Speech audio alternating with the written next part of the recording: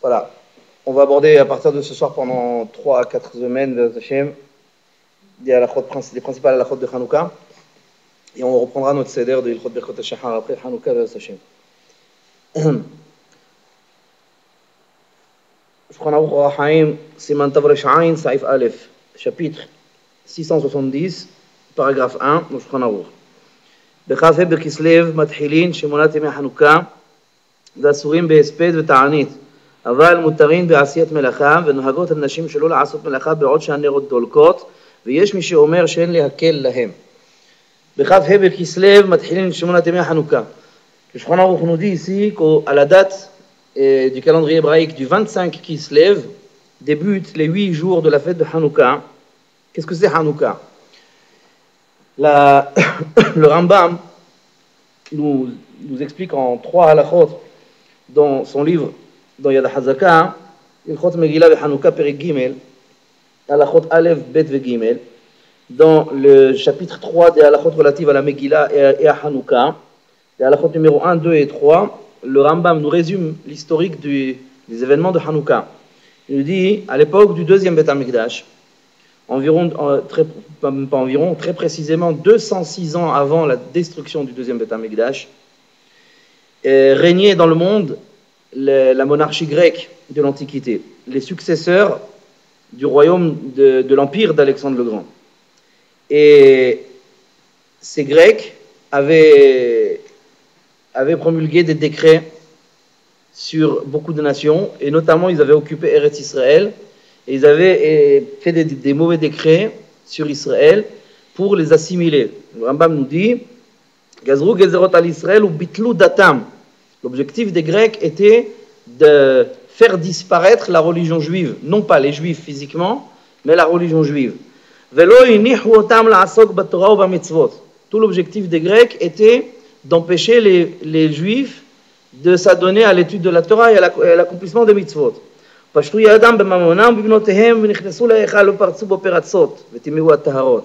Et ils ont eu la main mise sur l'argent des Juifs, sur les jeunes filles des Juifs, et ils ont même pénétré le sanctuaire, le Beth HaMikdash, le Kodesh HaKodashim, ils l'ont saccagé, ils l'ont souillé, etc. וצר להם לישראל מאוד מפניהם ולחצום לחץ גדול עד שריחם עליהם אלוהי אבותינו והושיעם מידם. Et bien entendu, le peuple d'Israël a énormément souffert de cette situation. Ils étaient opprimés par les Grecs, etc. Jusqu'à qu'Akadosh Baruch Hu a eu pitié de son peuple et il les a délivrés de leurs mains et les a sauvés. Vegavru bnei Hashmonai haKohanim haGedolim. Et c'est une famille de Kohanim Gedolim qu'on appelle la famille des Hashmonaim qui a pris le dessus sur les Grecs. Ils ont exterminé et mis en fuite tous les Grecs. Ils ont fini par nommer, les Hashmonaïm ont fini par nommer un roi qui va régner maintenant sur Israël de parmi les Kohanim. Et la royauté d'Israël est revenue, a été réinstaurée. Yeter al-Mataim Shana, plus de 200 ans, comme je l'ai dit tout à l'heure, 206 ans, Ad Hurban Hasheni, jusqu'à la destruction du deuxième Beth HaMikdash. Et ensuite, il continue le Rambam dans Al-Chabet, Ukshegavru Israël aloivehem ve'ibedum, B'hamisha ve'esrim b'chodesh v'kislev haya. Et le jour de la victoire officielle des Béné Israël, et particulièrement des Hashmonaïm sur les Grecs, était un 25 du mois de Kislev. Les Kohanim sont rentrés dans le Beth HaMikdash pour le restaurer de toutes les souillures et les dégâts des Grecs. Et ils n'ont pas trouvé d'huile d'olive pure pour restaurer l'allumage de la menorah, qui est un devoir écrit dans la Torah. La menorah, c'est une des 613 mitzvot de la Torah que le Kohen Gadol, doit allumer la menorah chaque jour de l'année, chaque soir, et il doit entretenir la flamme chaque matin, toute l'année. Donc la première chose qu'ils ont voulu faire les Kohanim lorsqu'ils ont gagné sur les Grecs, ils ont voulu restaurer la avoda, le culte dans le Beth HaMikdash, et ils ont commencé par la menorah. Seulement pour la menorah, il faut trouver de l'huile d'olive pure et qui n'a pas été souillée par un goy. Ça veut dire qu'ils ont cherché, ils ont trouvé en vérité de l'huile. mais seulement tous les flacons et les ustensiles remplis d'huile qu'ils trouvaient dans le Beth Amikdash avaient tous été ouverts et saccagés par les goïms, par les Grecs. Ils n'étaient pas cachers pour le culte de la menorah. Ils ont trouvé finalement par Ehad, un flacon, un petit flacon. On verra tout à l'heure que ce flacon n'était pas si petit que ça. Je reviens sur ça chaque année, qu'on appelle la fameuse, voilà, le mot qu'il faut bannir du langage pitounien, c'est le mot fiole. Dans les halachot de Hanouka, il ne faut jamais prononcer ce mot devant moi, car c'est un non-sens par rapport à la réalité, et on le verra tout à l'heure. Et nous dit le Rambam au nom de la Gemara Shabbat Chaf Aleph, il nous dit, il n'y avait dans ce flacon que de quoi allumer un jour, 24 heures, pas plus que ça, il n'y avait pas plus. Ils ont dit ça fait rien, on va allumer. Ils ont allumé quand même, et c'est resté allumé, au lieu de s'éteindre au bout de 24 heures, c'est resté allumé pendant 8 jours, jusqu'à qu'ils ont pu presser de nouveau des olives et extraire de l'huile pure. Et enfin, dans la halakha Gimel, le Rambam termine en disant, et c'est en raison de cela que les sages de cette génération ont instauré ils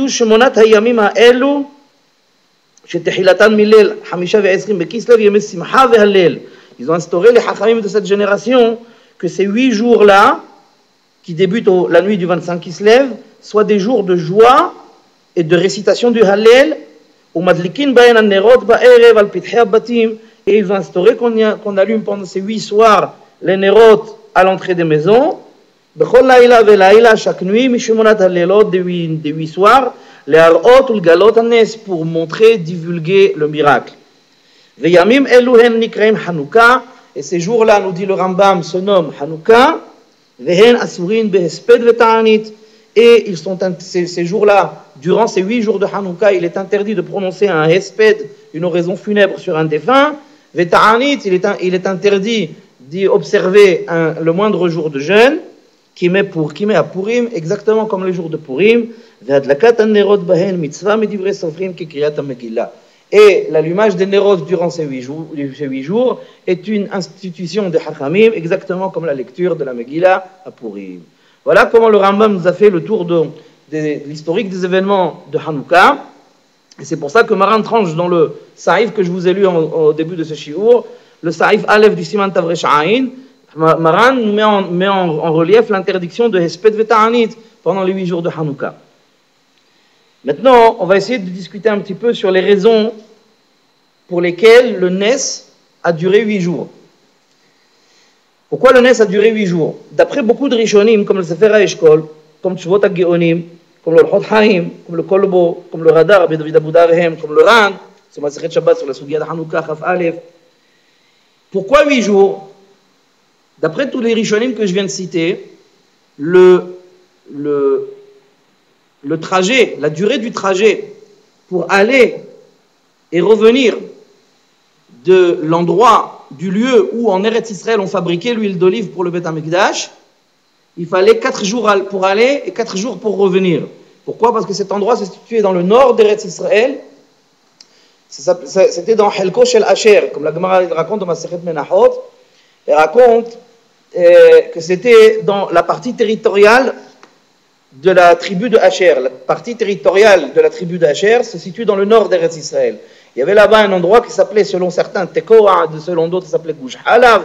En tout cas, c'était là-bas une ville de la partie territoriale de la tribu d'Asher qui se situe dans le nord d'Eretz Israël. Et pour aller de Yerushalayim jusqu'à là-bas, il fallait 4 jours, et il fallait 4 jours pour revenir. Et c'est pour ça que le Nes a duré 8 jours. C'est pour ça que quand ils ont allumé avec ce qu'ils ont trouvé au début, eh bien, ça s'est éteint seulement au bout de 8 jours. Ça, c'est une première explication, selon ces Rishonim que je viens de citer, mais d'après une autre explication, qui est citée également par le Sefer HaEshkol, il ramène les deux. Il ramène une deuxième raison. Il dit, pourquoi 8 jours? Tout simplement parce que les Béné Israël venaient de faire la guerre contre les Goïm. Ils avaient tué des Goïm. Ouais. Ils étaient maintenant Teme'e Metim. Ils étaient maintenant des individus qui avaient contracté ce que l'on appelle l'impureté mortuaire. Quand quelqu'un a tué un autre, qui a touché un cadavre, il est maintenant tamé. La personne est tméa. Ouais, à l'époque du Tamigdash. Aujourd'hui, ce sont des règles qui ne sont plus en vigueur, puisque de toutes les façons, par définition, on est tous tméa émetim. Mais à l'époque du Tamigdash, les lois de Toum'a et Tahara étaient en vigueur, les lois d'impureté et de pureté vis-à-vis de l'impureté mortuaire étaient en vigueur, et du fait que les Béné Israël avaient fait la guerre, ils étaient au contact de cadavres. Donc maintenant, ils étaient tméim. Or, il faut combien de jours pour qu'un tmémet puisse recouvrer sa pureté? Il faut 7 jours. Et plus un jour pour presser les olives, pour obtenir de nouveau de l'huile. C'est pour ça que ça a duré 8 jours. Comme ça rapporte le Sefer HaEshkol en Ta'am Sheni, en deuxième explication. En vérité, cette explication, Maran, dans le Bet Yosef, il la ramène de lui-même sans avoir consulté le livre du Sefer HaEshkol. Il la ramène de lui-même sans, ça veut dire, il tkaven et da'at gdolim. Ça veut dire, il a deviné en vérité une explication qui était antérieurement écrite noir sur blanc dans les livres des Rishonim. Voilà. Exactement. Bah oui, parce que sinon, l'huile, elle reste impure. Et Rabbi Léo Mizrahi, le Re'em, ramène également cette explication dans son commentaire sur le Samag et le Chot Hanouka.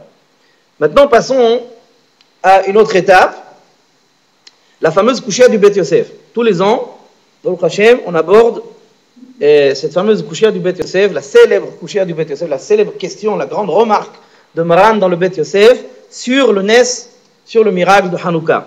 Maran écrit dans le Bet Yosef Siman Tavresh Ain, je cite, Veikal Midak, Lamma Kav'u Shemona Yamim. Maran demande dans le Bet Yosef, pourquoi a-t-on instauré 8 jours de fête de Hanouka? Pourquoi Hachamim ont instauré 8 jours? Il explique sa question. Il dit,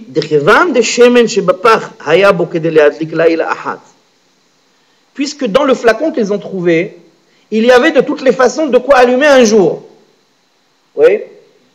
Ça, c'est pas un S. Que ça a duré 7 jours de plus, ça, c'est un S. Mais que ça a brûlé le premier soir. Comme ça, il dit, le Nes, concrètement, il s'est réalisé que sur 7 nuits, pas 8. Puisque la première nuit, Maran dit, la première nuit, il fait remarquer que la première nuit, ils avaient de façon naturelle de quoi allumer. Pas de façon miraculeuse, de façon naturelle. Ils l'avaient dans les mains, cette huile. Et il y avait de quoi allumer un jour. Donc, on va dire que le premier jour, on va dire que ce n'est pas réellement un S. Que ça ne s'est pas éteint au bout de 24 heures, ça, c'est un S. Que ça a duré pendant 7 jours supplémentaires, ça, c'est un S. Donc, il veut en venir à quoi? Il va en venir, en fait, que Hachamim aurait dû instaurer la fête de Hanouka sur une durée de 7 jours. Puisque pour commémorer le Nes, il faut le commémorer comme il s'est réellement passé. Or, si on analyse les choses, le Nes, le miracle, s'est passé sur 7 jours et non pas sur 8. Ça, c'est la fameuse et très célèbre question du Bet Yosef. Il donne 3 réponses qu'on va analyser une par une. Première réponse que Maran donne. ויש לומר שחילקו שמן שבפח ל8 חלקים ובכל לילה היו נותנים במנורה חלק אחד והיה דולק עד הבוקר ונמצא שבכל הלילות נעשה נס. Première réponse que Maran donne, il dit en réalité comment ça s'est passé. Ils ont trouvé ce flacon et c'est là qu'on va analyser, c'est là qu'on va déterminer à quoi ressemblait ce fameux pach shemen, à quoi ressemblait ce fameux ustensile que tout le monde appelle fiole, et vous allez comprendre une nouvelle fois, comme on le démontre chaque année, qu'il ne s'agit absolument pas de fiole, mais plutôt d'une bouteille quasiment similaire à celle-ci. Je la montre à l'écran. Voilà, quasiment similaire à celle-ci. C'est à peu près ça, peut-être un peu moins que ça, qu'ils ont trouvé. Vous allez comprendre, je vais le démontrer. Écoutez bien. La Gemara explique dans Masechet Menachot que la menorah du Beth Amikdash, on le sait tous, elle avait combien de branches? 7. Elle avait 7 branches. 7 branches. Au bout de chacune de ces branches, il y avait un bazar, il y avait un réceptacle. Il y avait je ne sais plus comment je traduis ça d'habitude. Bref, vous avez compris. Ouais. Il y avait, voilà, une coupelle, de quoi mettre l'huile. Ok, on a compris. Au bout de chacune de ces 7 branches, il y avait ce bazar-là. Maintenant, quelle était la contenance de chacun des bazichim de la menorah? La Gemara, elle dit, dans Masechet Menachot, que chacune des 7 bazachim de la menorah avait une capacité de contenance de hatziloug. Il fallait remplir, ça contenait un demi-loug. C'est quoi un demi-loug? Alors c'est facile. Un loug, c'est environ 33 centilitres. 33 centilitres. Un loug, c'est une canette de coca. Ok? On va dire à peu près, 33 centilitres. Donc un demi-loug, c'est environ 16 centilitres. 17, d'accord? On va dire à peu près ça. Donc chacun des 7 contenait environ 16 à 17 centilitres d'huile. D'accord? Donc il fallait au total 3 lougs et demi pour remplir chaque jour la menorah. Vous êtes d'accord avec moi? 3 lougs et demi. Un demi-loug plus un demi-loug, ça fait un loug. Un demi-loug plus un demi-loug, ça fait 2 lougines. Encore, un demi-loug et un demi-loug, ça fait 3 lougines, plus un demi, ça fait 7. Donc ça fait 3 lougines et demi. Donc il fallait, et 3 lougines et demi, ça fait combien? 1 litre 12. 1 litre 16 ou 1 litre 12? 1 litre 12. Donc, ce qu'ils ont trouvé, c'est 1 litre 12. Ils ont trouvé de quoi allumer 24 heures de menorah. 24 heures de menorah, habibi, ça fait 1 litre 12. 3 lougines et demi, ça fait 1 litre 12. Donc le parchemen qu'ils ont trouvé, ce n'est ni plus ni moins que 1 litre 12 d'huile. Donc ce n'est pas une fiole. Encore une fois, on démontre que ça ne peut pas être une fiole. Dans le Larousse, une fiole, ce n'est pas une bouteille. Une fiole, ça définit quelque chose de petit.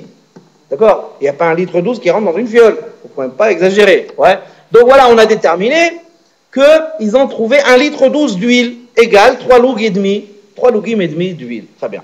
Maran dit dans sa première réponse, revenons à la première réponse de Maran Shulchan. Il dit pourquoi on fait 8 jours alors que normalement le miracle il s'est produit sur 7 jours. Alors, première réponse qu'il donne, il dit en vérité, quand ils ont trouvé ce 1 litre 12, quand ils ont trouvé cette bouteille, maintenant on peut l'appeler la bouteille, quand ils ont trouvé cette bouteille d'huile qui contenait 1 litre 12 d'huile, qu'est-ce qu'ils ont fait? Ils se sont dit, on est un peu mal barré, parce qu'on n'a que ça. Et il faut aller et revenir, il faut aller fabriquer de l'huile. Là, il y a de quoi allumer un jour. Et qu'est-ce qu'on fait après? Qu'est-ce qu'ils ont fait? Dit Maran. Ils ont divisé, il fallait 8 jours au total pour aller revenir, ouais. Qu'est-ce qu'ils ont fait? Ils ont divisé 1 litre 12 par 8. Ils ont dit, on va diviser 1 litre 12 par 8, ça fait 14 centilitres, je crois. Et on dit, voilà, ce soir, on remplit les 7 réceptacles de 14 centilitres d'huile, au total. 14 centilitres ce soir, 14 centilitres demain soir, 14 centilitres après-demain soir, et ainsi de suite. Et puis ça nous laisse le temps d'aller et venir. Et qu'est-ce qui s'est passé? 14 centilitres, ça ne brûle pas normalement. Voilà. 14 centilitres, ça ne va pas durer jusqu'à demain soir. 14 centilitres d'huile, j'ai fait le calcul, c'est facile, les événements de Hanouka se situent en hiver. En hiver, qui se lève, c'est en hiver, même en Eretz Israël, ce sont des journées et des nuits qui sont à peu près de 12 heures. D'accord? Donc c'est facile, le calcul est très simple. 14 centilitres d'huile, ça s'éteint à peu près au bout d'1 h 25. D'accord? À peu près. On va dire 1 h 30. D'accord? Donc, qu'est-ce qu'ils ont fait? Ils ont rempli les 7 avec leurs 14 centilitres. Ils ont pris certainement 8 flacons.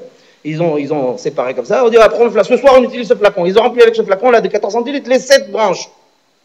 Et qu'est-ce qui était censé se passer? Dans 1 h 30, ça devait s'éteindre. Ness, miracle, ça ne s'est pas éteint jusqu'au lendemain soir. Le lendemain soir, rebelote. Ils ont pris encore 14 centilitres, ils ont allumé les 7 branches. Ça devait s'éteindre au bout d'1 h 30. Remiracle, c'est reduré encore jusqu'au lendemain soir. Et ainsi de suite. Nimtsa, que même le premier soir, il y a eu un Ness. Voilà comment Maran répond. Première réponse que donne Maran avec Yosef. Que comment on trouve un miracle dans le premier soir? Ben c'est que même le premier soir, ça ne devait pas durer jusqu'au lendemain soir, ça devait s'éteindre au bout d'environ 1 h 30, et ça ne s'est pas éteint au bout d'1 h 30. Ça va être la couchette du Pri Hadash tout à l'heure. Pour l'instant, on va énumérer les tiroutzim du Bet Yosef, et ensuite on verra les couchiotes. Donc, première réponse du Bet Yosef, c'est que même le premier soir, il y a eu un Ness, dans le sens où, étant donné qu'ils ont divisé la contenance totale qu'ils ont trouvée, c'est-à-dire les 1 litre 12, les 3 lougim et demi, ils ont divisé en 8 pour pouvoir, qui correspond à 8 jours, le temps d'aller et revenir chercher de l'huile, eh bien, ils ont versé combien? Quelle quantité d'huile dans les 7 réceptacles de la menorah le premier soir? Ils ont versé au total 14 centilitres. 14 centilitres, c'était censé s'éteindre à peu près au bout d'1 h 30, et ça a duré jusqu'au lendemain. Donc même le premier soir, c'est un Ness. Donc la fête de Hanouka, 8 jours et pas 7. Ça c'est première réponse qu'il donne. Deuxième réponse qu'il donne, ועוד יש לומר, שלאחר שנתנו שמן בנרות המנורה כשיעור, נשאר הפח מלא כבתחילה וניכר הנס אף בלילה הראשונה. Deuxième réponse qu'il propose, le Bet Yosef, il dit, ou alors on peut expliquer autrement, ou alors ça s'est passé autrement. Ils n'ont pas mis Ils n'ont pas divisé en 8. Ils se sont dit, bon, Irahim Hashem, tant pis, aujourd'hui on a le chiour, demain, Yahanullah, demain on verra.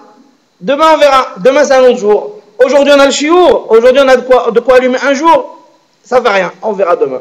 Qu'est-ce qu'ils ont fait? Ils ont vidé tout le flacon dans les 7 réceptacles, tels que la Torah l'exige. Ils ont vidé la vraie quantité requise par la Torah. Ça devait durer donc un jour. Ok? Qu'est-ce qui s'est passé quand ils ont fini de vider? Théoriquement, le flacon, il est censé être vide. Mais il est encore plein. Plein jusqu'au bout. Jusqu'en haut. Ils l'ont vidé, ils ont arrêté la bouteille, elle est encore pleine. Le lendemain, ils ont vidé encore une fois, elle est encore pleine. Et le troisième soir, elle est encore pleine. Voilà comment. Et donc, là encore une fois, on voit qu'il y a eu une naisse, même le premier soir. Ok? C'est la deuxième réponse qu'il propose de Beth Yosef.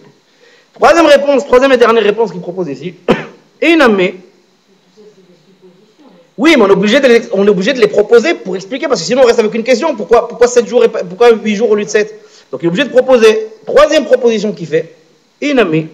Shebelel Rishon natnu kol hashemen bannerot vedalku kol halayla ubaboker matzou hanerot meleim shemen vechen bechol layla velayla. Ou alors troisième proposition que nous fait le Beth Yosef. Il dit, ou alors ça s'est passé encore autrement. Ils ont vidé la bouteille entière le premier soir. D'accord? Il n'y avait plus rien. Cette fois-ci, on va dire qu'il n'y avait plus rien. Le lendemain matin, c'est censé être éteint. Ils sont arrivés, la menorah est encore allumée. Les bazichim, ils étaient remplis d'huile encore. Et le lendemain soir, pareil, la même chose. Et le troisième jour, la même chose. Ça veut dire, en fait, ils ont vidé en une fois, et ça l'huile, elle s'est jamais terminée de la menorah. Voilà les 3 propositions que nous fait le Beth Yosef. Maintenant, on va revenir sur la première. Le Pri Hadash, il pose la question que David a posée. Le Pri Hadash, il discute la première réponse qui a été donnée par le Beth Yosef. Je rappelle, la première réponse, c'était quoi? C'était qu'ils ont pris les 1 litre 12 et ils l'ont divisé en 8. Ils se sont dit, tant pis, on va faire un petit peu, le temps qu'on va et qu'on revient chercher. Ok? Et donc le premier soir, ils ont mis 14 centilitres, un huitième d'un litre 12 fait 14 centilitres, deuxième soir encore 14 centilitres, ainsi de suite. Et seulement on a dit qu'est-ce qui s'est passé? Un huitième d'un litre 12, c'est censé s'éteindre au bout de 1h25, 1h30. Seulement il y a eu une naisse, il y a eu un miracle, c'est resté jusqu'au lendemain. Et ainsi de suite. Le Pri Hadash, il dit, c'est pas possible que ça s'est passé comme ça. C'est pas possible qu'ils aient fait ça. Parce que dans les halachot de la menorah, la Gemara ramène dans Masechet Menachot, Daf Petet Amoud Aleph. Elle ramène une dracha d'un pasouk. Elle dit, c'est marqué dans la Torah, Ya'aroch oto Aaron ubanav me'erev ad boker lifnei Hashem. Me'erev ad boker lifnei Hashem. C'est marqué là-bas, dans le pasouk, que Aaron et ses descendants devront entretenir la flamme de la menorah dans le Beth Amikdash, me'erev ad boker, du soir au matin. Et la Gemara, elle dit, qu'est-ce que ça veut dire me'erev ad boker? Ten la middata. Shetehe doleket veholechet me'erev ad boker. La Gemara dit qu'une des halachot capitales pour un Kohen, lorsqu'il entretient la flamme de la menorah, lorsqu'il s'occupe de l'allumage de la menorah, une des halachot capitales, c'est qu'il mette la quantité nécessaire pour que la menorah reste allumée de ce soir jusqu'à demain matin. Ça veut dire que c'est un din. Un Kohen qui ne met pas la quantité suffisante enfreint ce din. Alors il dit le Pri Hadash, Mehila Moreno à Beth Yosef, Mehila, mais c'est impossible de dire que ça s'est passé comme ta première réponse, que tu as dit qu'ils ont divisé en 8, et donc ils auraient mis que 14 centilitres. 14 centilitres, ça ne suffit pas pour brûler jusqu'à demain matin.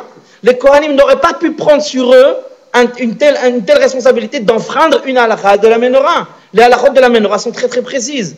Un Kohen n'a pas le droit de mettre une quantité inférieure dans la menorah, une quantité d'huile inférieure dans la menorah, si elle ne va pas rester allumée jusqu'à demain matin. Donc ils n'ont pas pu faire ça. Non, c'est pas pire, c'est mieux. C'est un honest. Dans ce cas-là, c'est un cas de honest. Ou alors tu allumes complètement, comme on a dit dans les autres réponses, tu allumes complètement ce soir, et ben demain il n'y en a pas, il n'y en a pas. Anous zerahamana, pas très. Quelqu'un qui est anous, quelqu'un qui a 4 il n'a pas. Je vais lui faire. Il vaut mieux pas faire que faire tordu. Donc, oui, un nes, mais il veut dire, ça c'est le nes, c'est le miracle. Mais le Pri Hadash veut dire, qu'il est inconcevable qu'à l'origine, les Kohanim auraient pris sur eux une telle responsabilité. Ils ne sont pas censés savoir qu'il va y avoir un Nes. Ils ne sont pas censés savoir qu'il va y avoir un miracle. Mais en termes de halakha, ils n'auraient pas pu prendre sur eux une telle responsabilité d'enfreindre un din écrit noir sur blanc que Kohen n'a pas le droit de mettre une quantité inférieure. Soit il met rien, soit il met tout, et demain, il n'y en a pas, tant pis. Mais il ne peut pas prendre. Vous voyez, d'ailleurs, c'est un principe important dans la vie. Il vaut mieux rien faire que faire tordu. Il vaut mieux rien faire que faire quelque chose qui n'est pas vrai. Faire quelque chose qui est émet. Ou on est émet, on fait tout, ou on ne fait rien. Mais c'est pas la peine de. Donc, Pri Hadash, il dit sur le premier Térous de Maran dans le Beth Yosef, il dit c'est inconcevable que ça s'est passé comme ça. Ils n'ont pas pu diviser en 8 et mettre que 14 centilitres dans la menorah. Impossible, sachant pertinemment que ça va s'éteindre au bout d'une heure et demie. Et ça ne durera pas jusqu'à demain matin. D'ailleurs, le Meiri, d'ailleurs, il y a un Meiri qui est, bon, le Meiri c'est antérieur au Pri Hadash, c'est un des Rishonim. Lui, carrément, il dit pourquoi c'est impossible. Il donne une autre raison encore. Il dit parce qu'elles sont à la Nes. Il dit le Meiri, pourquoi c'est impossible qu'ils aient fait ça? Parce que tout simplement à cause d'un principe fondamental dans la vie d'un juif, c'est qu'on n'a pas le droit de guetter le miracle. On n'a pas le droit d'espérer et de compter sur un miracle. On n'a pas le droit, c'est sourd. Quelqu'un qui fait ça, il n'a pas le droit de faire quelque chose qui va soit le mettre en danger ou soit le mettre dans une situation impossible et dire c'est bon, Hachem va faire un miracle. C'est sourd de penser comme ça. C'est une conception qui est contraire à la halakha. Donc, il dit le Meiri que une des raisons pour laquelle les Kohanim, il est impossible qu'ils aient raisonné comme ça, parce que tout simplement, ils sont pris mal à Nes. On n'a pas le droit de compter sur un miracle. Et alors, c'est pour ça que le Pri Hadash, après avoir réfuté le premier Térous de Maran dans le Beth Yosef, après avoir réfuté et repoussé la première proposition de réponse que Maran dit dans le Beth Yosef, à savoir qu'ils ont divisé les 1,12 litre en 8 et qu'ils ont mis que 14 centilitres le premier soir et que c'était censé s'éteindre au bout d'une heure et demie et que c'est resté allumé miraculeusement jusqu'au lendemain, après avoir réfuté cette réponse, il propose une réponse à la place. Il dit, non, alors moi je vais dire, il dit comme ça le Pri Hadash, moi je dis que pourquoi Hachamim ils ont instauré 8 jours, alors que concrètement il est vrai que le Nes s'est déroulé sur 7 jours. Pourquoi ils ont quand même instauré 8 jours? 8 jours d'allumage, on allume pendant 8 jours, oui. Pourquoi 8 jours d'allumage? Il dit, l'allumage du premier soir, il dit le Pri Hadash, il n'est pas en rapport avec la trouvaille de flacons d'huile, etc. Non. L'allumage du premier soir vient marquer la victoire militaire des Béné Israël sur les Grecs. Et les 7 autres soirs qu'on allume viennent commémorer le miracle de l'huile qui ne s'est pas éteinte. Voilà. Ça, il dit le Pri Hadash. Il dit le premier soir n'a rien à... Effectivement, le premier soir, on ne peut pas dire que ça a à voir. On ne peut pas dire que l'allumage qu'on fait le premier soir de Hanouka, on ne peut pas dire qu'il a un rapport avec le miracle de du... J'allais dire le mot qu'il ne faut pas dire. Wow. On ne peut pas dire qu'il a un rapport avec le miracle du flacon d'huile de Pach Hashem. Non, parce qu'effectivement, ce n'est pas un miracle, il l'avait dans les mains, ce n'est pas un miracle. Alors pourquoi ils ont instauré le premier soir? Pourquoi ils ont instauré 8 jours et pas 7? Il dit au Pri Hadash, premier soir, quand on allume nous Hanouka le premier soir, c'est pas pour marquer le miracle du Pach Hashem, c'est pour marquer la victoire militaire des Béné Israël, des Hashmonaïm sur les Grecs. C'est du Pri Hadash. D'ailleurs, on le dit, parce que ça aussi c'est un miracle, ça aussi c'est le miracle de Hanouka. Le miracle de Hanouka, c'est pas seulement la trouvaille de Pach Hashem, la trouvaille de l'huile, et que l'huile elle a duré pendant 8 jours, c'est pas seulement ça. Le miracle de Hanouka, on le dit dans Al-Anissim. Masarta Gibborim Beyad Halashim. On glorifie Hachem qu'il a mis dans les mains des faibles, il a mis les plus forts dans les mains des faibles. Les Béné Israël étaient une poignée, les Grecs étaient des milliers. Des milliers et des milliers et des milliers. Et Akash Baruch Hu a donné la victoire à tous ces milliers de cafards dans les mains des Béné Israël. D'accord? Donc ça aussi c'est le Nes de Hanouka. Donc il dit le Pri Hadash, l'allumage qu'on fait le premier soir de Hanouka n'a rien à voir avec le flacon d'huile, n'a rien à voir avec l'huile, il a à voir avec la victoire militaire sur les Grecs. Sefer HaEshkol, il propose, parce qu'en vérité la Kusha du Beth Yosef, cette question, cette remarque du Beth Yosef, qu'elle dit pourquoi on fait Hanouka 8 jours alors qu'on devrait faire 7 jours, etc., qu'on l'a dit, en vérité cette Kusha, cette remarque, elle a été déjà soulevée dans les médiévaux, dans les Rishonim. Et donc le Meiri, le Sefer HaEshkol, etc., tous les autres Rishonim, ils discutaient antérieurement à Maran à Beth Yosef, ils discutaient déjà de ça. Et le Sefer HaEshkol, il propose encore une autre solution pour expliquer pourquoi on fait 8 jours et pas 7. Il dit, Sefer HaEshkol, il a trouvé dans la version du Talmud que possédait Rav Ahai Gaon. L'époque des Géonim, c'est l'époque post-talmudique. C'est l'époque post-talmudique. Rav Ahai Gaon, Hacham, donc à peu près du 8e ou 9e siècle, il avait une version du Talmud, et là où les faits de Hanouka sont relatés, c'est-à-dire dans le traité de Shabbat, d'Afraf Aleph, là-bas dans sa version manuscrite, Rav Ahai Gaon n'avait pas comme nous, on a dans notre Gemara, le texte que nous avons, nous, il dit quoi? Velo hayabo lehatlik ella yom echad. Dans notre version à nous, la version courante du Talmud, c'est marqué quoi? Il n'y avait dans le flacon que de quoi allumer un jour. Vena asanez, etc. Et un miracle, ça durait 8 jours. Ça, c'est la version que nous avons. La version que Rav Ahai Gaon avait, comme ça dit le Sefer HaEshkol, la version que Rav Ahai Gaon avait, c'était marqué Velo hayabo lehatlik afilu yom echad. Rav Ahai Gaon dit, enfin, dans sa version qu'il avait de cette Gemara, c'était écrit, et il n'y avait même pas de quoi allumer un jour. Ça change tout. Donc ça veut dire, d'après cette version, effectivement, même le premier soir, c'est un miracle. Même le premier jour, c'est un miracle. Vous avez compris la différence entre notre version, la version courante, ouais, et la version qu'il avait dans les mains, Rav Ahai Gaon. C'est une différence notoire. Nous avons écrit, devant nous, c'est écrit quoi? C'est écrit, il y avait de quoi allumer juste un jour. Dans sa version à lui, c'est marqué, il n'y avait même pas de quoi allumer un jour. Donc, non, ça veut dire à l'époque, c'était pas comme aujourd'hui. Aujourd'hui, les Gemarot sont imprimés, etc. À l'époque, tout était retranscrit manuellement. C'est des copistes. On payait un copiste et qui réécrivait plein de livres. Tous les livres étaient recopiés manuellement. Tous les livres. Et il pouvait y avoir je ne dis pas que c'est une erreur, il pouvait y avoir une erreur de copiste, il pouvait y avoir une version transmise de maître à élève depuis des siècles que c'était comme ça que c'était écrit à l'origine. Bon, il peut y avoir plein de... Peu importe. En tout cas, le Sefer HaEshkol, il nous amène ici la version qu'il avait Rav Ahai Gaon devant lui de cette Gemara Shabbat, et c'est marqué là-bas, même un jour, il n'y avait pas de quoi allumer dans ce flacon. Selon cela, on comprend bien que le miracle a duré même bien 8 jours.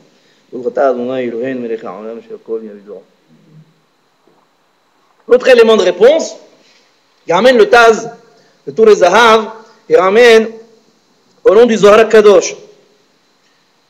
Le Taz ramène au nom du Zohar Kadosh, Let Birkata Sharia Birkanaya. On a déjà dit ça. Akadosh Baruch Hu ne réalise pas un miracle en donnant la beracha dans quelque chose, seulement s'il y a à la base quelque chose qui existe déjà. Ça veut dire, je m'explique, la beracha ne réside pas sur du néant. La beracha d'Hachem, le shefa, l'abondance, le miracle d'Hachem, ne va venir reposer que seulement s'il y a déjà quelque chose d'existant à la base, même un minimum. Or, avec ça, le fait qu'ils ont trouvé par Shemen, qu'ils ont trouvé au moins quelque chose de quoi allumer, ça veut dire qu'ils avaient dans les mains un élément naturel. Sur l'élément naturel, Akadosh Baruch Hu peut venir faire résider son miracle. Akadosh Baruch Hu ne peut pas faire démarrer un miracle sur rien. Il faut qu'il y ait une base naturelle. Il faut qu'il y ait une base naturelle pour qu'Akadosh Baruch Hu, de ce naturel, il en fait du miracle. Let birkat sharia berkanaya. On apprend notamment ça, le Zohar Kadosh dit ça en rapport à l'histoire d'Elisha An-Navi qu'on avait raconté dans les autres années, etc. Si vous voulez plus de détails, il faut consulter la Haftarah de Parashat Vayera qu'on a lu il y a quelques semaines en arrière. Vous verrez là-bas, dans la Haftarah de Parashat Vayera, vous verrez toute l'histoire d'Elisha An-Navi avec la Isha Shunamit, etc. Et vous verrez là-bas que le miracle ne peut résider que s'il y a un minimum, même pas grand-chose, mais un minimum de naturel. Or, il dit, le Zohar Kadosh, enfin, le Taz ramène ce Zohar Kadosh pour expliquer que finalement, même le premier soir, c'est aussi un miracle.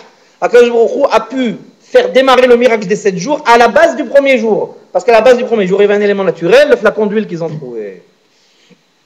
Yeah. C'est le fait d'avoir trouvé. Ouais. Ça veut dire, le fait d'avoir trouvé et le fait que sans ça, sans cette base naturelle, il n'y aurait pas pu avoir de miracle. Donc ça fait partie du miracle. Donc ça veut dire que même le premier jour fait partie du miracle. Ça a été le lancement du miracle. Sans ça, il n'y aurait pas pu en avoir. Hachem ne peut pas faire un miracle sur du néant. Néant au niveau naturel. Ensuite, on a, dans le Saïf du Shulchan Aruch que je vais citer au début du Shiur, Maran fait mention de Isur Asiyat Melacha, Be'od Shanerot Dolkot. Il nous fait enfin, il nous fait mention d'un minhag, pardon, pas d'un issour, il fait mention d'un minhag, il rapporte en termes de minhag, de tradition, de ne pas faire, de ne pas réaliser, je relis les propos du Shulchan Aruch, ונוהגות הנשים שלא לעשות מלאכה בעוד שהנרות דולקות ויש מי שאומר שאין להקל להם. Maran écrit ici que les femmes ont la tradition de ne pas réaliser de travaux pendant toute la durée où les nerot sont allumés. Minhag qui existe, après dans Shulchan Aruch. On va l'expliquer. Pourquoi? D'abord, pourquoi? C'est-à-dire, quand on allume les nérotes, à partir du moment où les nérotes brûlent, on va expliquer jusqu'à quand dure ce minhag, on verra tout à l'heure. Mais en tout cas, dans un premier temps, on va expliquer le fondement de ce minhag. Pourquoi? Pourquoi les femmes? Et puis pourquoi ne pas faire de travaux pendant que les nérotes brûlent? Le Orchot Chaim écrit au nom du Rosh que c'est pour marquer l'interdiction d'utiliser la lumière des nérotes de Hanouka. Vous savez très bien que les nérotes de Hanouka, on n'a pas le droit de les utiliser pour s'éclairer ou pour faire quoi que ce soit. Ces nérotes Hanouka sont kodesh, elles sont sacrées. Nous n'avons pas le droit de les utiliser, ce qu'on dit dans un nérot alalu. Et là, nous avons le droit que seulement de les regarder, de les voir. On n'a pas le droit de l'utiliser, par exemple, compter de la monnaie, il y a une obscurité, il n'y a que les nérotes Hanouka qui sont allumés, et je veux compter de la monnaie, faire quelque chose de minutieux, j'ai besoin de la lumière, et je viens à côté des nérotes Hanouka pour faire ça, assour, je n'ai pas le droit, ça s'appelle tashmish, ça s'appelle utiliser les nérotes Hanouka, c'est assour. Alors, ils disent, les Rishonim, que l'Orchot Chaim au nom du Rosh dit, que pourquoi on a ce minhag qui existe depuis des siècles, de ne pas faire de travaux pendant, enfin en tout cas les femmes ne font pas de travaux pendant toute la durée où les nérotes sont allumés, les nérotes Hanouka sont allumés, c'est pour marquer l'interdiction qu'on n'a pas le droit d'utiliser la lumière des nérotes de Hanouka pour quoi que ce soit. Alors on dit, attendez, et après il dit, d'autres raisons il ramène, שמא יכבה הנר האחר שישתמשו כנרדם ועל כורחם ישתמשו לאורה. Il donne une autre raison, il dit, on craint aussi, pourquoi on a ce minhag que les femmes ne font pas de travaux pendant la durée des nérotes, pendant toute la durée où les nérotes brûlent, elles sont allumées, parce qu'on craint que le nerf supplémentaire que nous avons l'habitude d'allumer, c'est-à-dire le shamash, vous savez pourquoi, on expliquera plus tard pourquoi on allume le shamash. Pourquoi le shamash on l'allume? C'est pour dire que j'ai pas le droit d'utiliser les nérotes Hanouka, les nérotes d'obligation, j'ai pas le droit de les utiliser pour mon éclairage personnel. Mais le shamash, j'ai le droit de l'utiliser. Il n'a aucune gdoucha, il n'a rien du tout le shamash. J'ai le droit de l'utiliser. C'est pour dire qu'au moins, si je reste dans cette pièce et faire des travaux, j'utilise pas les nérotes Hanouka, j'utilise la lumière du shamash. Il dit, le Orchot Chaim au nom du Rosh, on craint que ce shamash va s'éteindre. Et qu'est-ce qui va rester? La lumière des nérotes Hanouka. Et toi, qu'est-ce que tu vas faire? Tu vas continuer à faire tes travaux. Assour. Alors il dit, c'est pour ça qu'on a pris ce minhag, que pendant toute la durée où les nérotes Hanouka sont allumés, les femmes, en tout cas, on verra pourquoi les femmes tout à l'heure, les femmes en tout cas, ont le minhag de ne pas effectuer de travaux pendant ce moment-là. Alors, jusqu'à quand? Parce que pour l'instant, j'ai dit de façon globale, pendant la durée où les nérotes Hanouka sont allumés. Mais en vérité, ce n'est pas très vrai ce que je dis. Il y a plusieurs chitotes. Le Magen Avraham, il dit, au nom du Me'il Tzedaka, il dit, pardon, כל זמן שנרות של בית הכנסת דולקות והוא עד כחצות, עד כאן לשונו. Le Magen Avraham dit, jusqu'à quand ce minhag pour les femmes de ne pas effectuer de travaux pendant que les nérotes sont allumés, jusqu'à quand il est en vigueur, jusqu'à quelle heure il est en vigueur? Il dit, jusqu'au moment où les nérotes allumés à la synagogue, vous savez qu'on a le minhag d'allumer les nérotes de Hanouka aussi à la synagogue, entre Mincha et Arvit chaque soir, jusqu'au moment, c'est une estimation, jusqu'au moment où les nérotes allumés à la synagogue restent allumés, et on va dire qu'ils avaient l'habitude peut-être de mettre beaucoup d'huile ou de prendre des grandes bougies à la synagogue, je ne sais pas. C'est une estimation approximative que dit le Magen Avraham au nom du Me'il Tzedaka ici, c'est à peu près jusqu'à minuit, jusqu'à la moitié de la nuit. On va dire, d'après le Magen Avraham, jusqu'à la moitié de la nuit, les femmes, même si à la maison elles sont éteintes, les femmes, elles vont pas de travaux parce qu'on estime qu'à la synagogue elles sont encore allumées. Attendez. Mais en vérité, cette opinion de Magen Avraham, elle est réfutée. Le Mishnah Brura, il ramène au nom d'autres Aharonim, comme le Gaon de Vilna, entre autres, le Shita Giborim, il dit non, ki hatsi sha'a. Ce zman-là, c'est hatsi sha'a, une demi-heure. À partir du moment où on les allume, une demi-heure, après même si elles restent allumées, elles ne pas de la nous. la femme elle peut faire ce qu'elle veut après. Une demi-heure. Comme ça, il dit le Mishnah Berurah, au nom du Gaon de Vilna, au nom du Shita Giborim, au nom du Ali Rabbah, etc. Mais Kachaddin. Kachaddin, que le minhag, il est une demi-heure. Une demi-heure à partir du moment où on les a allumés. Une demi-heure, après, il n'y a pas de problème, faire ce qu'elle veut. Maintenant, pourquoi les femmes? On a dit les femmes, il a dit les femmes, il n'a pas dit les hommes, il n'a pas dit tout le monde. Il a dit les femmes, pourquoi les femmes? Le Maté Moshe, il écrit il dit parce que le Nes de Hanouka a été partiellement réalisé grâce aux femmes. L'histoire, je ne vais pas rentrer dans les détails aujourd'hui, l'histoire de Yehudit, la fille du Kohen Gadol, etc., qu'elle a coupé la tête du général grec, etc. Grâce à ça, ça a motivé les Hashmonaïm à se révolter. Bon, je ne vais pas rentrer dans les détails, vous verrez toutes les histoires de Hanouka dans tous les livres que vous voulez, vous n'avez pas besoin de moi pour ça. Mais en tout cas, on sait très bien, Yehudit, elle avait donné à manger du lait, elle avait donné à consommer du lait, un général grec, le lait, ça l'a parti comme ça, elle s'est endormie. Et avant de s'endormir, l'épée, alors qu'elle Israël, et c'est comme ça que les Bnei Israël sont motivés à faire la guerre. Bref, donc on sait très bien qu'il y a une notion de Hanouka, qu'un Nes Na'asa al-Yadei Nashim. On sait très bien qu'il y a une notion de Hanouka qui existe, que le miracle, que les femmes ont une grande part dans le miracle de Hanouka. Alors il dit le Maté Moshe, c'est pour ça qu'on leur donne, on dit voilà, grâce à vous, les Nérot de Hanouka, elles sont pour commémorer le Nes. Le Nes, c'est en grande partie, c'est grâce à vous. Alors pendant Mishum Kavod, voilà, pendant une demi-heure, faites pas de travaux. Maintenant, attention aux précisions sur la nature de ces travaux restreints pendant cette demi-heure pour les femmes. Le Shut Sharga Meir, Helgvav, il précise, attention, quand on parle de travaux à restreindre pendant cette première demi-heure où brûlent les néros de Hanouka pour les femmes, Davka bemelachot kegon ariga, teviya ou sriga, aval lo bish'at tzorkei habayit. Il dit le Shut Sharga Meir, il dit ici, il s'agit de travaux comme par exemple broder, coudre, tisser, des choses comme ça qui nécessitent beaucoup de... C'est quand même minutieux, c'est quand même... ça nécessite un effort quand même. C'est ce genre de travaux qu'il ne faut pas qu'elle fasse. Ou ça peut être du bricolage, ça peut être des choses comme ça. Mais, il dit, les autres travaux nécessaires à la maison, cuisiner, faire à manger, servir, mettre à table, etc., c'est moutard, il n'y a aucun problème. C'est pas ça le melacha ici, dans ce cadre-là, c'est pas ça qu'on appelle le melacha. Le melacha, c'est des choses très cadrées, très précises, très minutieuses. C'est ce genre de choses-là qu'on ne fait pas. Que les femmes ne font pas. Ah, khlas, ça va rester comme ça pendant une demi-heure. Les bras croisés, khlas. Voilà. Très bien. On va passer du Siman Tavresh Aïn, on va passer au Siman Tavresh Aïn Aleph, au chapitre 671 du Shulchan Aruch, donc un chapitre plus loin. au Saïf Aleph, paragraphe 1, Maran écrit là-bas, צריך להיזהר מאוד בהדלקת נרות חנוכה, ואפילו עני המתפרנס מן הצדקה, שואל ומוכר כסותו ולוקח שמן להדליק.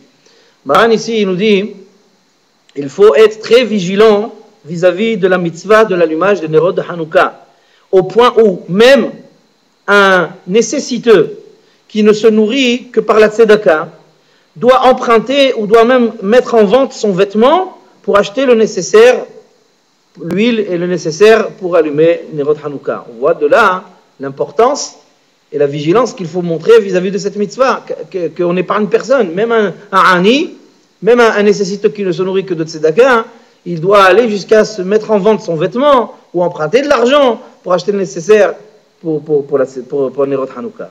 D'ailleurs, d'où vient, quel est le makor du Shulchan Aruch de ça, sur ce din? Quelle est la source du Shulchan Aruch pour ce din? La Gemara dans Shabbat, là-bas, Chav Gimel, la Sugia de Hanouka, Chav Gimel Amud Bet, Amar Rav Huna, Aragil Bener, Avian le Banim Talmidei Chachamim.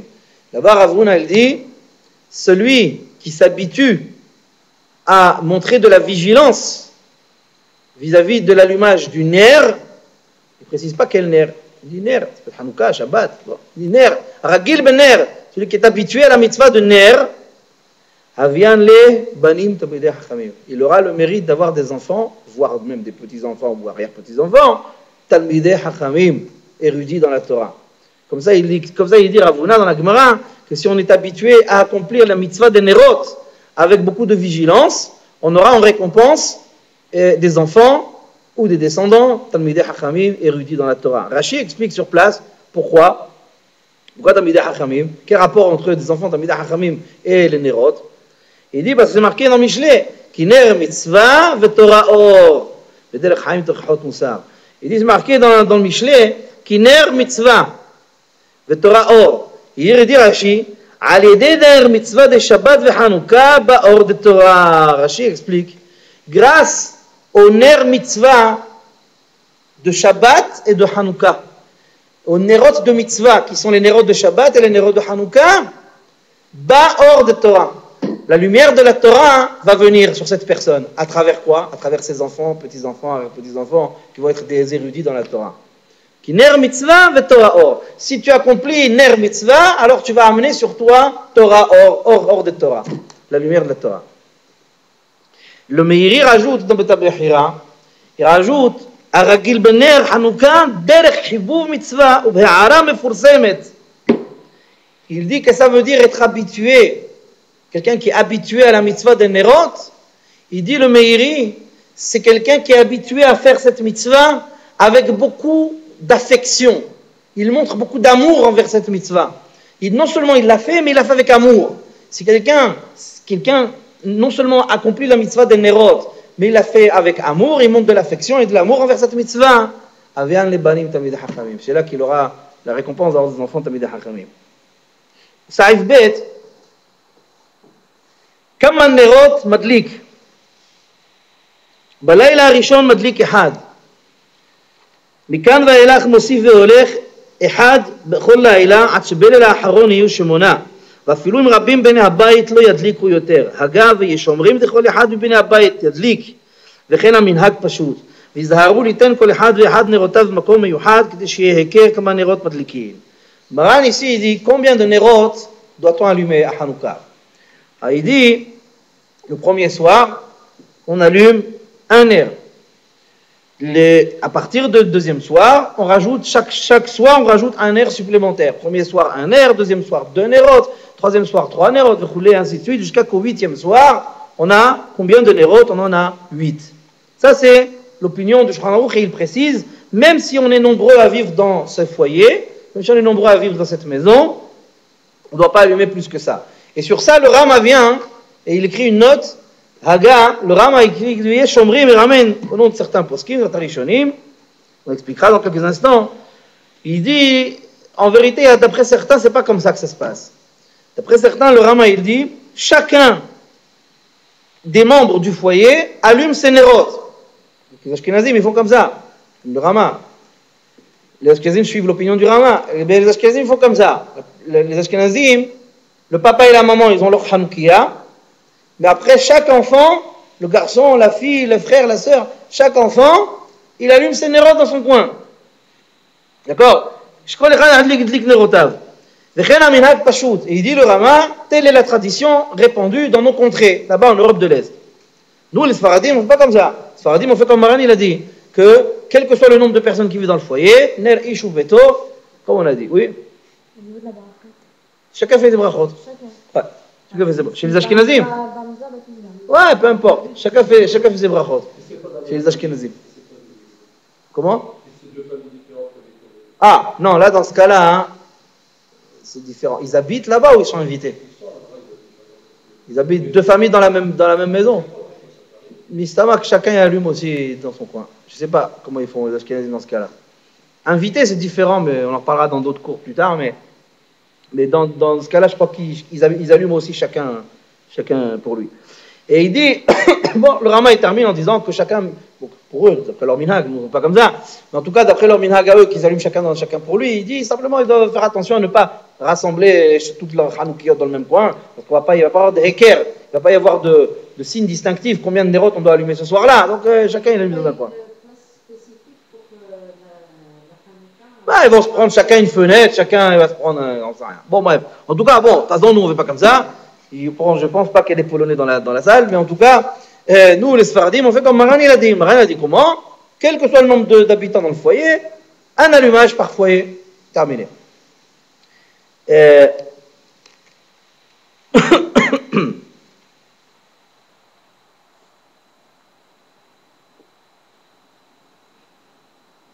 C'est ça pour la semaine prochaine, la semaine prochaine, on reviendra sur ce dîn de l'allumage. D'après le Maran, un allumage par foyer, d'après le Rama, plusieurs allumages dans le même foyer, etc. On viendra, on donnera la source de ça, d'où ça vient, Mahloket Bet Shammai, Bet Hillel, etc. On verra d'où vient ce dîn. Dire quelques mots sur Parashat Shavua.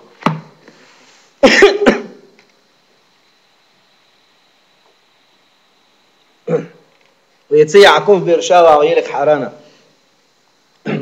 Yaakov Avinu, sous la menace de mort de son frère Esav, est obligé, sous le conseil de son père et de sa mère, de son père Yitzhak, de sa maman Rivka, il a été obligé de prendre la fuite, de fuir le foyer familial. Il est parti, et sous le conseil de ses parents, il est parti à Haran, dans la famille de sa maman Rivka. Et c'est marqué là-bas, ויפגע במקום וילן שם כיבה השמש ויקח מאבני המקום וישם מרעשותיו וישכב במקום ההוא. C'est marqué là-bas qu'il est arrivé dans son voyage, dans son chemin, il est arrivé, en vérité, il était arrivé à Haran et il s'est rendu compte qu'il était passé par Har HaMori à Yerushalayim, le futur emplacement du Beth HaMikdash, l'endroit où son père Yitzhak avait été offert à Akedat Yitzhak. Il s'est rendu compte qu'il était passé par là-bas et qu'il ne s'était pas arrêté. Il dit quoi, je suis passé à l'endroit où mes pères, mon père Yitzhak, mon grand-père Abraham ont prié à cet endroit. Moi, je ne me suis pas arrêté pour prier à cet endroit sacré qui est Kodesh. Il est revenu sur ses pas. Il est revenu. Il a passé la nuit sur le Har HaMoriah. Et là-bas, c'est marqué qu'avant de passer la nuit, c'est marqué il a pris des pierres de l'endroit, il y avait 12 pierres, il a pris 12 pierres, et il les a mis autour de sa tête comme ça, il a fait un cercle avec les pierres, et il a mis sa tête au centre de ces pierres. Et Rashi explique là-bas, dans le détail, et une question, Rashi explique qu'en fait, pourquoi il a fait ça? Pour se protéger des bêtes sauvages du désert. Passer la nuit, c'est dangereux, il y a des animaux, ils vont venir le dévorer. C'est pour ça qu'il a mis ces pierres autour de sa tête. Seulement, il y a une question énorme qui est posée.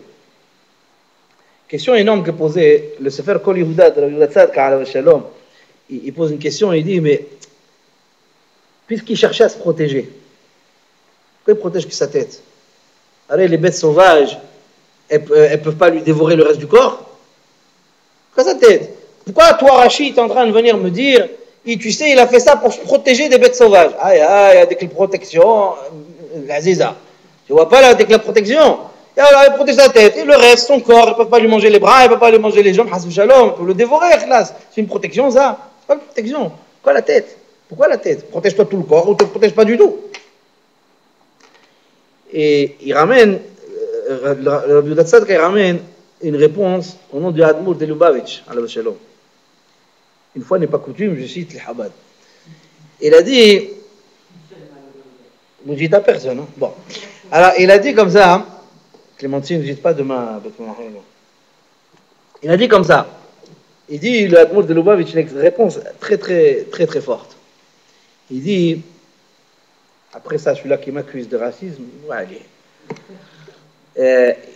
Il dit comme ça, il dit, Yaakov Avinu, en vérité, il faut savoir que, un principe général, Ma'aseh Avot, Siman Labanim, on sait très bien que tout ce qui arrive aux parents ne vient que mettre une empreinte, une trace très forte sur la future vie des enfants et des petits-enfants.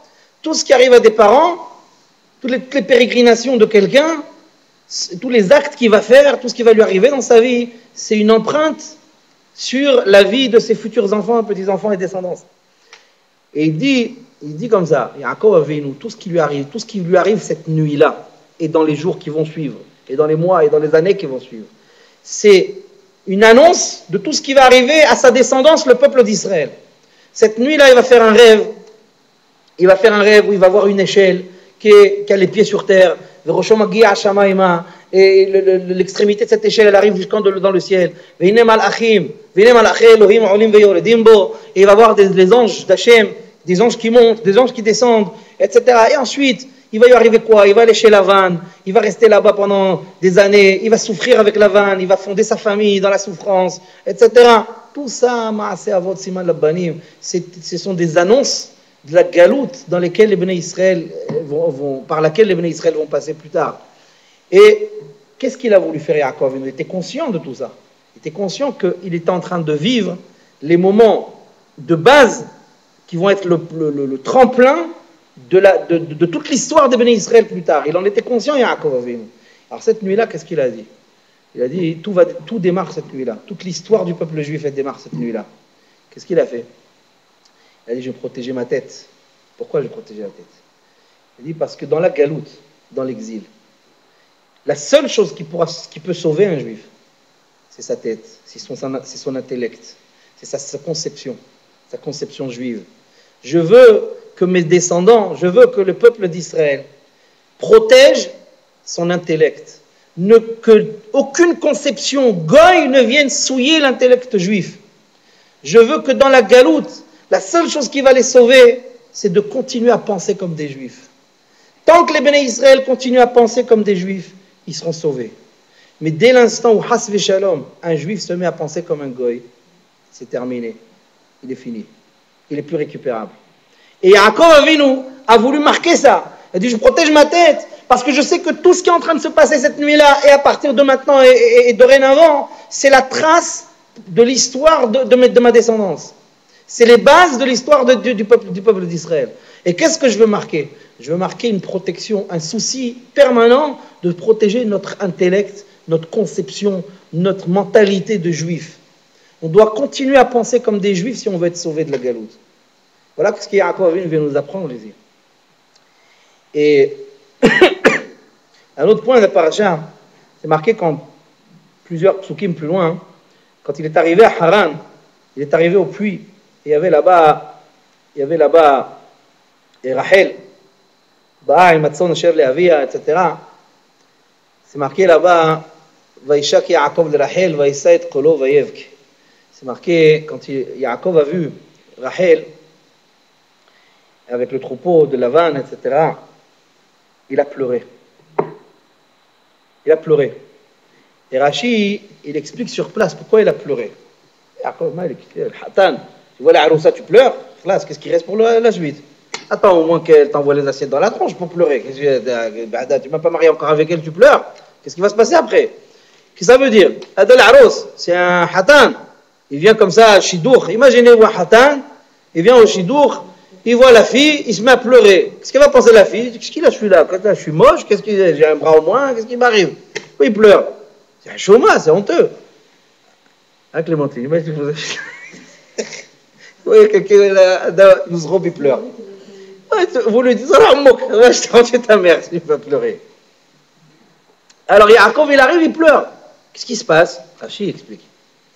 Rashi dit, Yaakov Avinu, quand il s'est vu arriver ici, à cet endroit précis, il va rencontrer sa future femme, Rachel, il se met à pleurer. Pourquoi? Parce qu'il s'est dit, Eliezer, le serviteur de mon grand-père Abraham, il est venu à ce même endroit pour chercher ma maman Rivka pour mon papa Yitzhak. Même endroit. Et Eliezer, il est venu ici avec 10 chameaux remplis d'or, d'argent, de vêtements, de nourriture, de l'hbouba, de hadad. Il est venu, Eliezer, serviteur de mon grand-père Abraham. Il est venu ici pour chercher une femme pour mon père avec tout l'or et l'argent du monde. Moi, je suis venu, il n'avait rien. Pourquoi il n'avavait rien? Je explique pourquoi. Pourquoi Yaakov il n'avait rien? Yaakov était riche. Yaakov était issu de Yitzhak. Yitzhak avait, son père était riche. Il est venu les mains vides, les poches vides. Il n'avait rien du tout. Pourquoi? Rachid dit. Quand il est parti, quand il a pris la fuite de la maison de son père, Eliphaz ben Esav, Eliphaz, son neveu, Eliphaz, le fils de Esav, il le poursuivait pour le tuer. Eliphaz, il poursuivait son oncle Yaakov pour le tuer. Il l'a poursuivi, il l'a rattrapé, et il voulait le tuer. Et Yaakov lui a dit, qu'est-ce que tu veux faire? Tu veux me tuer? Pourquoi tu veux me tuer? Eliphaz, au moment où il voulait le tuer, il s'est arrêté. Il a lâché le couteau, Il a dit, je ne peux pas. Il a dit, qu'est-ce qui t'arrive? Eliphaz, tout fils de Esav qu'il était, il a été élevé par son grand-père Yitzhak. Il a été élevé sur les genoux d'Yitzhak. Donc il a pris la Torah avec Yitzhak. Eliphaz, il a pris la Torah avec Yitzhak. Il a pris Derech Eretz, il a pris Yirat Shamayim, il a pris tout ça. Et d'un autre côté, il venait de recevoir l'ordre de son père Esav de tuer son oncle Yaakov. Alors il a dit, tonton Yaakov, j'ai un dilemme devant moi. D'un côté, j'ai été élevé par Yitzhak, mon grand-père. J'ai appris la Torah. D'un autre côté, takfa alay mitzvat avi. J'ai l'ordre de mon père, il appelle ça la mitzvah de Kibbout Avahem de mon père, Esav, qui m'a ordonné de te tuer. Qu'est-ce que je fais? Yaakov, nous, il avait des chameaux, il a pris ses affaires avec lui, ses richesses. Il a dit, écoute mon fils, qu'est-ce que tu vas faire?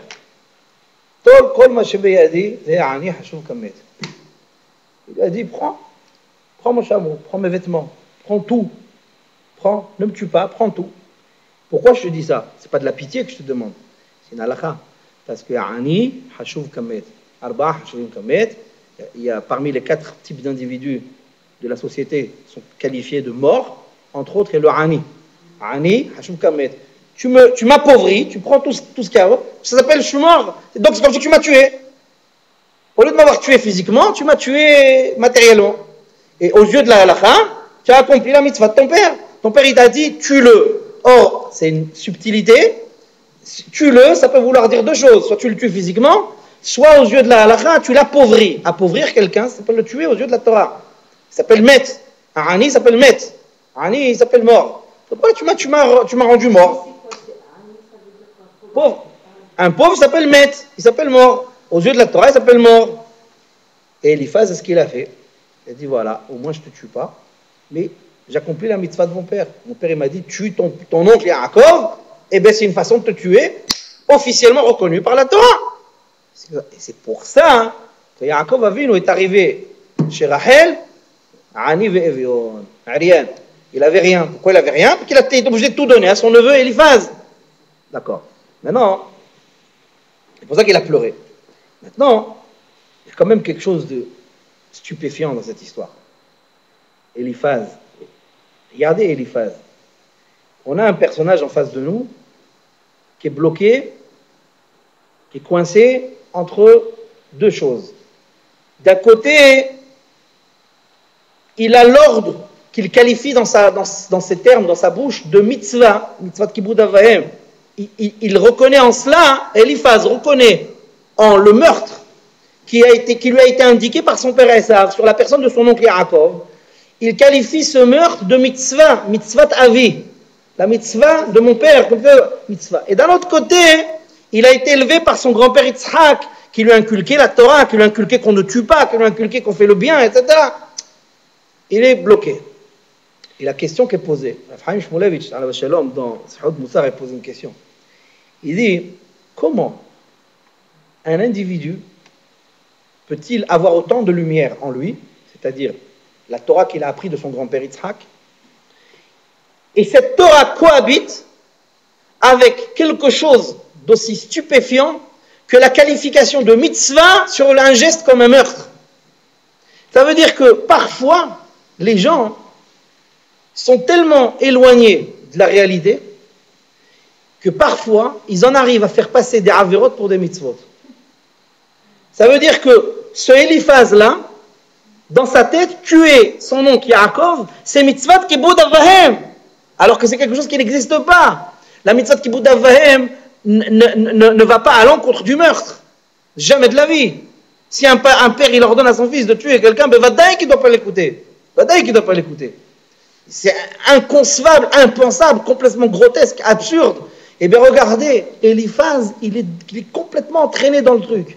Il dit, moi j'ai la mitzvah que mon père m'a dit de tuer mon oncle.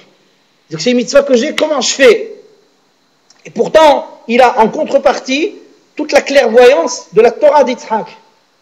Il a la Torah de son grand-père, et qui cohabite avec cette conception complètement erronée de la mitzvah de Kibbout Avahem, qui peut aller jusqu'à qualifier de mitzvah un meurtre. Eh bien ça, il ne faut pas s'étonner, c'est une réalité qui existe même aujourd'hui. Il y a des gens aujourd'hui qui sont tellement dans leur trip, des gens pratiquants, qui pratiquent Torah et Mitzvot, mais des fois ils sont tellement dans leur trip qu'ils ne se rendent pas compte que ce qu'ils font, ils le font au nom de la mitzvah, et c'est une pure avera. Aux yeux de la Torah, c'est une pure avera. Et les exemples seraient trop nombreux pour qu'on puisse les citer.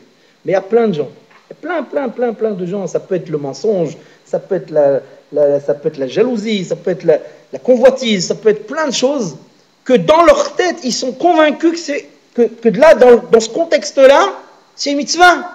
Ils sont motivés par des motivations religieuses. À mentir pour des motivations religieuses. À convoiter, voire à voler. Des motivations religieuses. Mitzvat avi, c'est des Eliphaz en potentiel.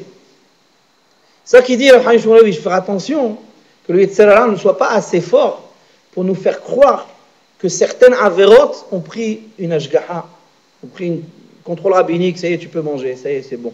Et vous savez, cette avéra, c'est plus une avéra, c'est une mitzvah. Faire attention, faire attention. Il y a des gens qui ne se rendent pas compte. Combien de gens on a connus? Des gens qui sont très rattachés, je ne vais pas donner des détails, des gens qui sont très attachés à des tzaddikim, des rabbanim, géonim. Et parfois, regardez, une personne peut être très attachée à un tzaddik, à un baba ceci, baba cela. Ouais.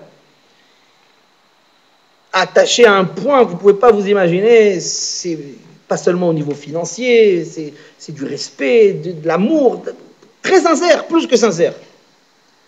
Et à côté de ça, les mêmes personnes, ou les épouses de ces mêmes personnes, peuvent porter des décolletés jusque-là. Il y a quelque chose de... Ici, il y a... Il y a ici la lumière et l'obscurité qui cohabitent ensemble, dans la même personnalité. Comment tu peux, quand Baba, Hada ou Baba, ce que tu veux, il vient chez toi, tu fais un repas de malade, tu invites 500 personnes, et c'est sincère, et je répète encore une fois que c'est sincère, c'est pas des hypocrites ces gens, c'est des gens qui sont très sincères dans ce qu'ils font.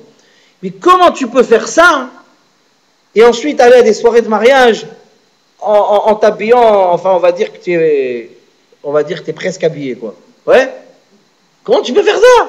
C'est-à-dire, il y a ici un mélange de or vers rocher.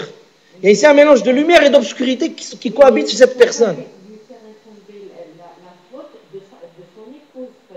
Non, mais pour l'instant, attendez, mais pour l'instant, moi je cherche je donne juste un exemple pratique de ce que je suis en train de dire. Je suis en train de donner juste un exemple de cohabitation de lumière et d'obscurité dans la même personnalité.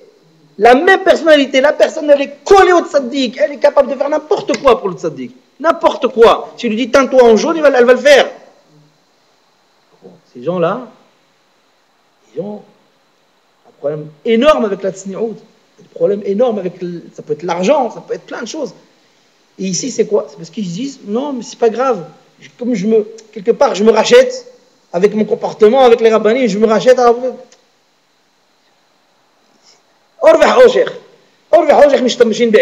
appelle ça. On appelle ça une cohabitation de la lumière et de l'obscurité dans la même personnalité. Si on voit que Eliphaz, c'est quand même été discours, quand même, du petit-fils de Israël, et qu'il a appris la Torah, et on voit que lui, il a justement ce côté où il y a or et prochain qui sont mélangés. Ça prouve que malgré tout, dans chaque individu, il y a cette part. Mais c'est exactement ça. En fait, je suis en train de dire, je répète ce que vous dites, parce que vous m'avez dit de répéter les questions.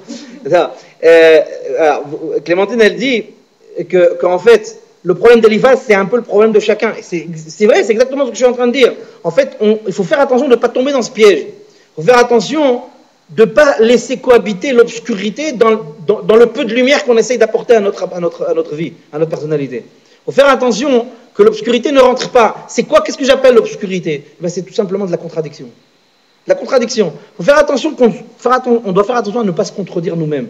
C'est-à-dire qu'on ne doit pas prôner des valeurs, agir, faire des actes qui vont dans un sens, et laisser entrer, inconsciemment des fois, laisser entrer des conceptions, laisser entrer des idées, des comportements, des attitudes, des influences contraires à exactement tous ces actes et ces idées que je véhicule. Faire attention à ça. On a Eliphaz, il dit à Yaakov un discours contradictoire. Il lui dit, je peux pas te tuer, j'ai été élevé, j'ai Yitzhak Avinu, j'ai appris la Torah d'Yitzhak Avinu.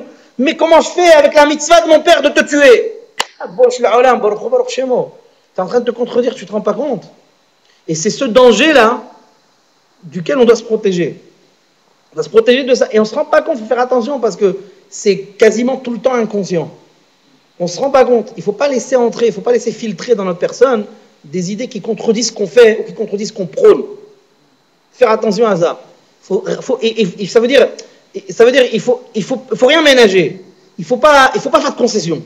En fait, il ne faut pas faire de concession. En fait, la meilleure façon de se protéger, c'est de refuser les concessions. Là, vous êtes protégé. Pas de concession, pas de différence. Pas un jour comme ça et l'autre jour comme ça. Par mes trucs. On revient encore, vous allez me dire, j'insiste, mais c'est pas grave. On revient toujours au même débat. Les soirées mélangées, les danses mixtes, les soirées bar mitzvah, mariage qui se passent dans les familles de tout le monde, où il n'y a pas de mechitza, il n'y a pas de... Ces choses-là, c'est soit on n'y va jamais, et quand je dis jamais, c'est-à-dire votre propre frère, votre propre sœur se marie, votre propre frère fait la bar mitzvah de son fils, ou la bat mitzvah de sa fille, ou je ne sais quoi, soit on n'y va jamais, soit on y va tout le temps. Pas chaude, qu'on y va tout le temps. Pas lui je vais, l'autre je vais pas, mais lui je vais parce que c'est un peu c'est la famille, tu comprends. Ça s'appelle rentrer de l'obscurité dans vous, Baruch Hashem, vous êtes religieux, vous êtes pratiquants, vous faites Shabbat, vous couvrez la tête, vous faites des brachot, vous faites la tefila, Baruch Hashem, Apol, de Seder Gamour. Si vous êtes comme ça, et que vous laissez filtrer, ne serait-ce qu'occasionnellement, des choses qui vont à l'encontre de ce que vous véhiculez, eh bien ça s'appelle que vous laissez rentrer de l'obscurité dans la lumière de votre vie. Donc ça veut dire que vous allez en arriver à tenir des discours aussi grotesques et aussi contradictoires que celui d'Eliphaz. J'ai étudié la Torah, mais je dois te tuer. J'ai étudié la Torah, mais je dois te tuer. Et c'est mitzvot ased deoraita. C'est mitzvot ased deoraita que je dois te tuer. C'est mitzvot kibud avahem. Aïe, aïe, l'habel. Et pour ne pas tomber dans ce l'habel, il faut faire attention, il faut se protéger. Pas de concession, pas de différence. Et là, vous avez une hygiène de vie. Là, vous avez une hygiène de... Et là, on va vous respecter. Même quand vous n'allez pas aller dans ces soirées abominables, même ceux qui vous critiquent d'habitude, ils vont arriver à vous respecter. Ils vont dire, en tout cas, ça a l'avantage d'être clair. Il ne fait pas de différence. Il n'a pas été à l'autre et il ne va pas à son propre frère. Celui-là, respect. Béhémet, vous allez arriver à être respecté. Respecté, mamash, par des gens qui n'ont aucun rapport. C'est des gens qui sont des laïcs total. Des laïcs complets. Ils vont vous respecter parce que vous ne faites pas de différence. Parce que vous ne faites pas de concession, rien. Et ça, c'est une chose, c'est une hygiène de vie, c'est une règle de vie. Pour pas arriver à pour pas arriver à faire cohabiter de l'obscurité avec de la lumière. On véhicule la lumière, on entretient de la lumière par notre judaïsme de tous les jours, notre Torah, nos mitzvot.